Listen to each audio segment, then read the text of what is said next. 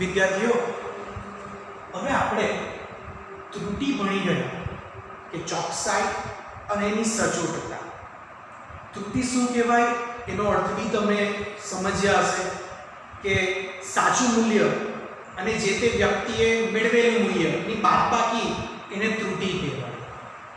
પણ હવે ત્રુટિનો પ્રેક્ટિકલી અર્થ સમજીએ, કારણ કે ત્રુટિના ચોકસાઈ અને સચોટતા પછી બુકમાં આગળ આવે છે એના પ્રકાર વ્યવસ્થિત અને અવ્યવસ્થિત. બુકમાં તો ખાલી એટલું જ લખેલું છે કે જો પ્રયોગમાં ધન ત્રુટિ હોય અને ધન જ રહે, ઋણ હોય તો ઋણ જ રહે તો તેને વ્યવસ્થિત ત્રુટિ, અને શૂન્ય ધન અને ઋણ એ ત્રુટિ સતત બદલાયા કરતી હોય તો તેને અવ્યવસ્થિત ત્રુટિ કહેવાય. બુકમાં ખાલી આટલું જ છે, પણ આપણે ડીપમાં જઈએ છીએ અને આ ત્રુટિનો પ્રકાર પ્રેક્ટિકલીનો જે અર્થ આવે, પ્રેક્ટિકલમાં જે એનો મિનિંગ છે એ આપણે અહીંયા સમજીએ. તો શૂન્ય ત્રુટિ, હવે એના માટે હું આ વર્નિયર કેલિપર્સના સાધનથી જ એને સમજાવું છું. બીજું જે માઇક્રોમીટર, સ્ક્રૂ ગેજ છે તમે પ્રેક્ટિકલ લેબમાં ભણી લેશો. હું આ એક સાધન વડે સમજાવું છું. સાધનમાં જોજો, આ જે મુખ્ય જે વચ્ચેનો જે કાપો છે એ આપણી સિમ્પલ ફૂટપટ્ટી જ છે, અને આ જે ઉપર નીચે મૂકેલા છે એ વર્નિયર છે.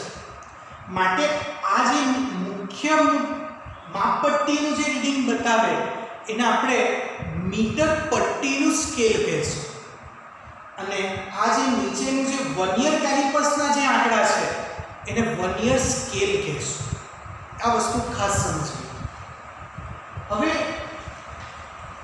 તો આ જે આ વર્નિયર કેલિપર્સ છે તેમાં આ મીટર પટ્ટી છે. એ મીટર પટ્ટીમાં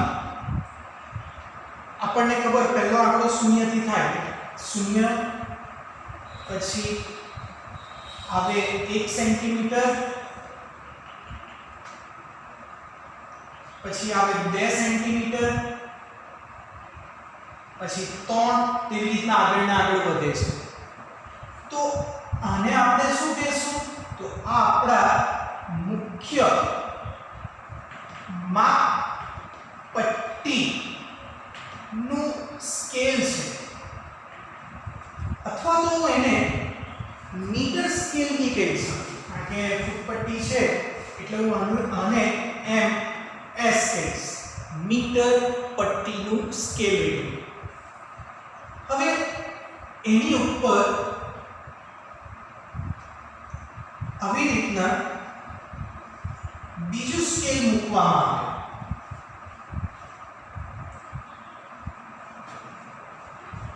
અને એ બીજા સ્કેલમાં અહીંયા પણ આંકડા હોય, 0 કરીને 1 2 3 કરીને 1 થી 10 સુધીના આંકડાઓ હોય છે. હવે જો તમારે આ ચોકની જાડાઈ માપવી હોય તો આ બે ખાંચાની વચ્ચે એને મૂકવાનું, અને આ બે ખાંચાની વચ્ચે એને મૂકવું પડે. ધારો કે આ ચોકને માપવું છે તો પછી આ જે સ્ક્રૂ છે એને દબાવીને આ જે ખાંચો છે એ પહેલા ખાંચાની નજીક લાવવો પડે. એટલે કે અહીંયા જે સ્ક્રૂ હોય એને દબાવો તો આ ધીરે ધીરે ખસશે અને અહીંયા આવી જશે, અને આપણે આ સ્ક્રૂની જાડાઈ એ માપી શકીએ. બરાબર? આ વર્નિયર કેલિપર્સ આવી રીતના કામ કરે છે. તમે વધુ એની ગોઠવણીને સમજૂતી પ્રેક્ટિકલમાં સમજશો. હવે હું શૂન્ય ત્રુટિની વાત કરું તો જ્યારે આની વચ્ચે સાધન મૂકેલું જ ન હોય અને ત્યારે આ મુખ્ય માપપટ્ટી છે જેને આપણે મીટર પટ્ટી કહીએ છીએ, આ 0 1 સેન્ટીમીટર, 2 સેન્ટીમીટર, અને નીચે વર્નિયર, આ વર્નિયરનું સ્કેલ, 1 કાપો, 2 કાપો, 3 કાપો, 4, આ 5 ને આવા 10 કાપા આવે. તો શૂન્ય ત્રુટિ વિશે જો કે આ મીટરનું સ્કેલ અને આ વર્નિયરનું સ્કેલ એ બે સ્કેલમાંથી એવું કયું સ્કેલ છે જે એક જ સીધી લીટીમાં છે? એટલે કે તમે આંગળીએ જો તો એકદમ સીધી લીટી, તો ઉપર તમને મીટર પટ્ટીનું સ્કેલ અને નીચે વર્નિયરનું સ્કેલ, ટૂંકમાં એક જ લીટીમાં છે એવું લાગે, અને તે છે આ લીટી. બીજા કાપા જોશો તો થોડા આગળ પાછળ હશે, પણ એક જ સીધી લીટીમાં કયો છે આ કાપો? તો આ કાપો કયો? 1 2 3 4 ને 5મો કાપો. તો આ કાપો છે 5મો. તો આપણે 5 ગુણ્યા, તમને યાદ રાખવા કીધું છે કે વર્નિયર સ્કેલ જેનું લઘુત્તમમાં 0.01 સેન્ટીમીટર છે, એટલે ગુણાકાર કરતા આપણને જવાબ 0.05 સેન્ટીમીટર.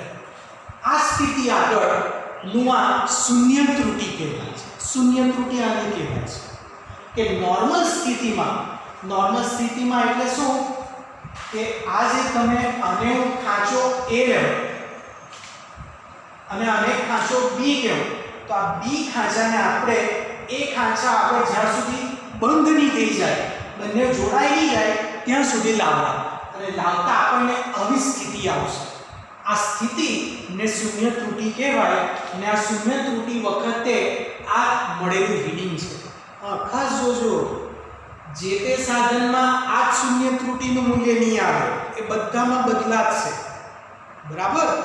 કારણ કે બંધ બેસતો કાપો બધામાં 5 નહીં આવે, આને બંધ બેસતો કાપો કહેવાય. પ્રેક્ટિકલમાં આને પણ સમજશો, પણ બંધ બેસતો કાપો એટલે એટલું જ સમજવું કે આ મીટર પટ્ટીનું રીડિંગ ને વર્નિયર એ બંનેના રીડિંગનો 10 માંથી એક જ એવો કાપો આવશે કે જે એકદમ સીધી રેખામાં હશે, એને બંધ બેસતો કાપો કહેવાય. એ બધા સાધનમાં જુદો જુદો હોય છે.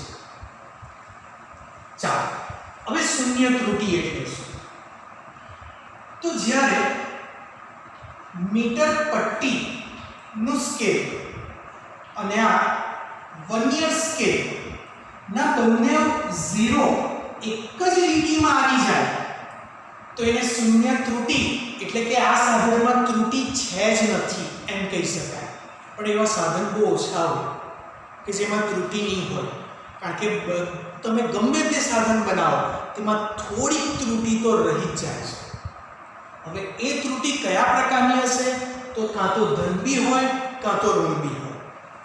જો મુખ્ય સ્કેલ, મુખ્ય મીટર પટ્ટીનું રીડિંગ નો શૂન્ય અને વર્નિયર કેલિપર્સનો શૂન્ય, જેમાં વર્નિયર કેલિપર્સનો શૂન્ય જો મુખ્ય સ્કેલ એટલે કે મીટર પટ્ટી ની જો જમણી બાજુ હોય, એટલે હું આની વાત કરું છું, આ ખાસ સમજો. આ નીચેનો 0, આ મુખ્ય પટ્ટીનો 0 છે આ, અને આ વર્નિયર કેલિપર્સનો 0 છે ત્યાં નીચે વાળો. તો આ વર્નિયર કેલિપર્સ એટલે જે 0 થી 10 કાપા આવે તે, જો એ મુખ્ય સ્કેલના 0 ની જમણી બાજુ હોય તો તેને ધન ત્રુટિ કહેવાય.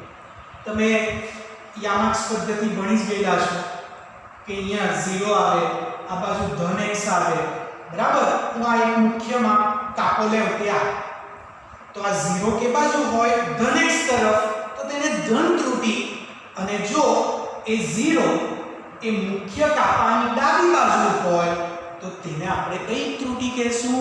ઋણ ત્રુટિ કહેશું. યાદ રાખજો, ધન ત્રુટિ એટલે શું? તો વર્નિયર કેલિપર્સનો 0 એ ક્યાં હોય?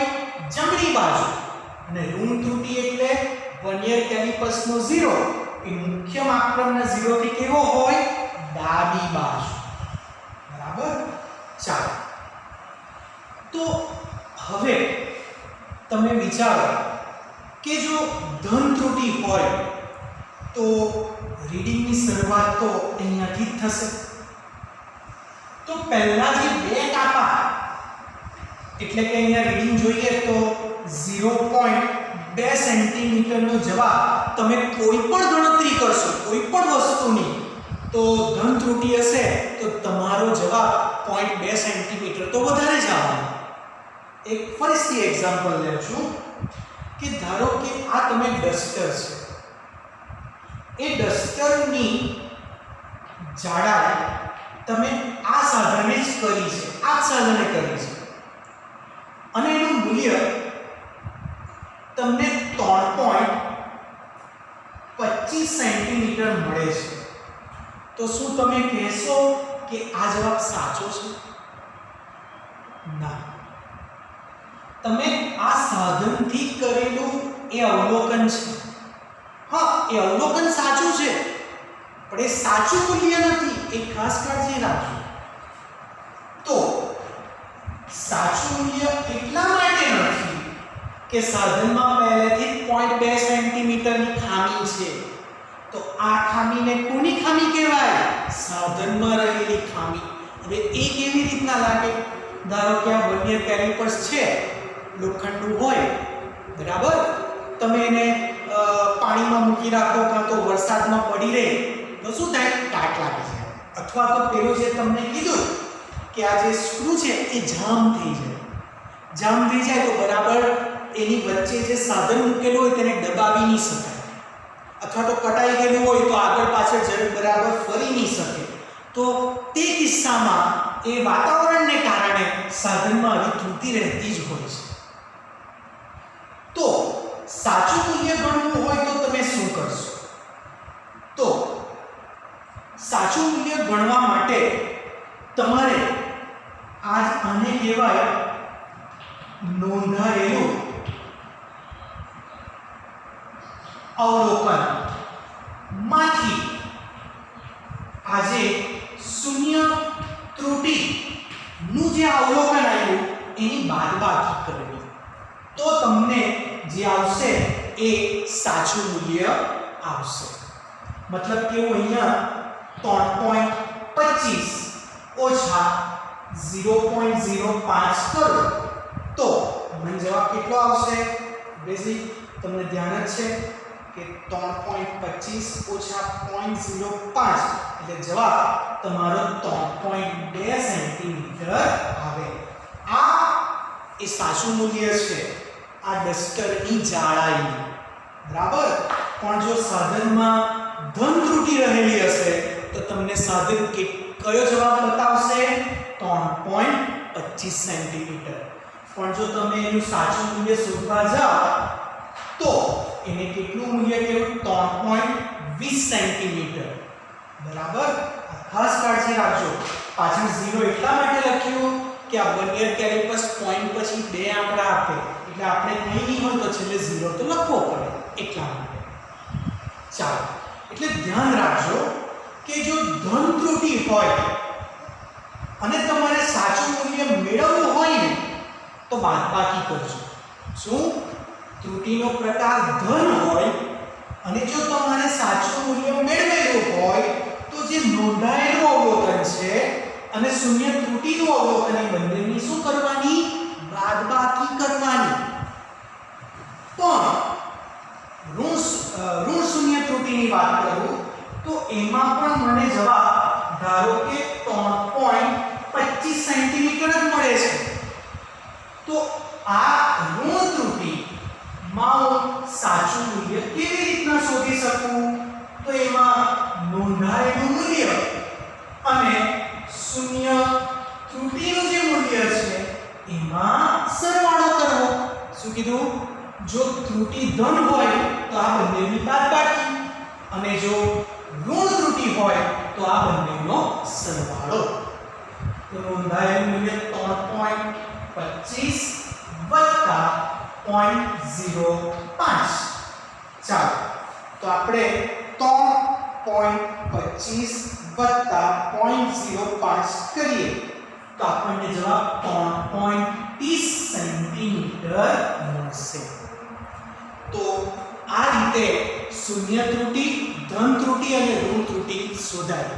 તમે ધન અને ઋણ ત્રુટિ વિશેની થિયરી તો આપણી બુકમાં નથી, પણ પ્રેક્ટિકલી તમે પ્રેક્ટિકલ લેબમાં કરશો.